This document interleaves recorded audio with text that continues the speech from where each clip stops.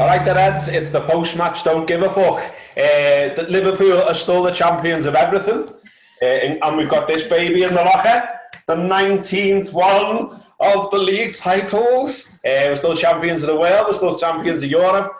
And I give no fucks whatsoever that we've just been beaten 4-0 by Manchester City. Could have been 5. Who gives a fuck? The boys have been on the aisle.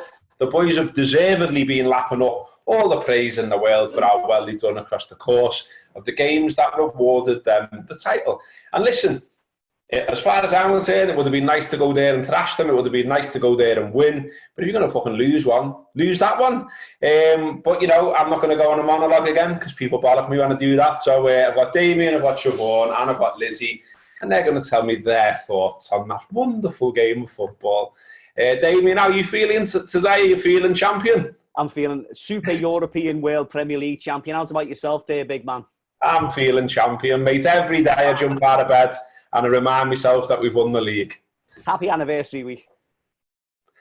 What about the footy then? Yeah, it was shite, wasn't it? No, after the Lord Mayor's show, there's never, ever, ever been a more applicable sentence to a game of football for the football team than that. And it does happen. I mean, I really wanted us to put a real show on tonight and, you know, get at least a draw and nearly go toe-to-toe and all those things. But them lads for their equivalent, not our equivalent, by the way, not a fan's equivalent, but for a professional football player's equivalent of a 2-day bender. Yeah. And it looked like, didn't it? Quite frankly, It just shows you the fine margins in football where, you know, they talk about, you know, players can't drink and they've got to eat all the right things. They've got to do all the right things. They were blowing out their arse, weren't they? I mean, we were watching it, but that's all right. You know, but given all they've achieved, they've earned it.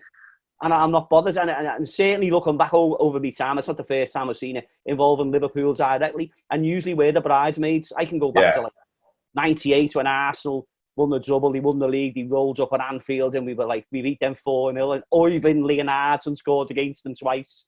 We got beat by Chelsea in the cup final and, you know, the following midweek, you know, we beat them convincingly and then, you know, used to Man City, for example, a couple of years ago and Jürgen's famous boom quote is because we beat them the following midweek. And that sound, it's understandable. I'm not saying it's what I wanted. I really wanted us to get at least a draw and a good performance tonight. But do you know what? I'm gonna let these lads off. I'm gonna let them off because they give us so much joy. I'm on day 7 of so much joy. Keep it coming. Okay. Now, excellence is excellence. So let's win all the remaining games to the end of the season. That'll do me. But they looked like they'd had a good party. That's how it looked. And I'm not saying that's a justification. That's how it looked.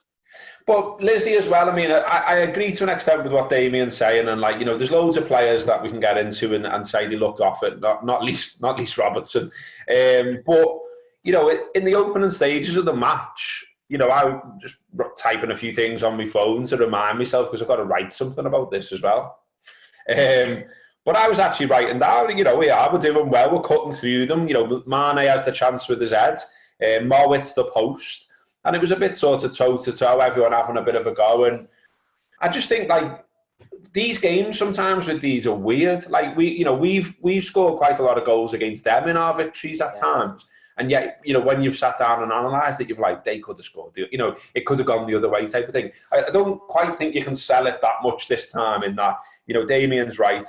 But equally, at the start, you know, there was no... You weren't looking at it and going, oh, fucking hell. You were looking at it going, we're creating a couple of chances here.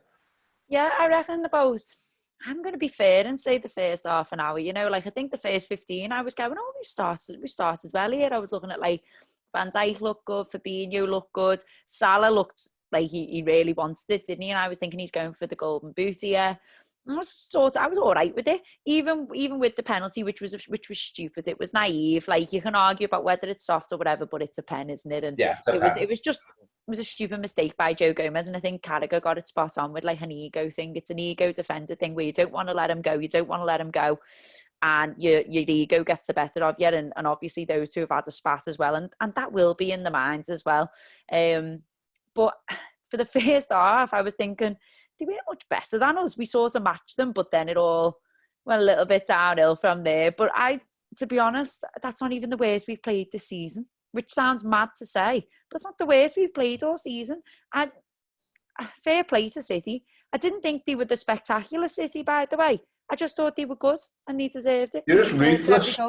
Yeah, they were just ruthless, weren't they, Siobhan? I mean, you know, another note I made was that at half-time, in terms of shots on target, it was Liverpool 2, Manchester City 3. Unfortunately, none of ours went in and all of theirs did.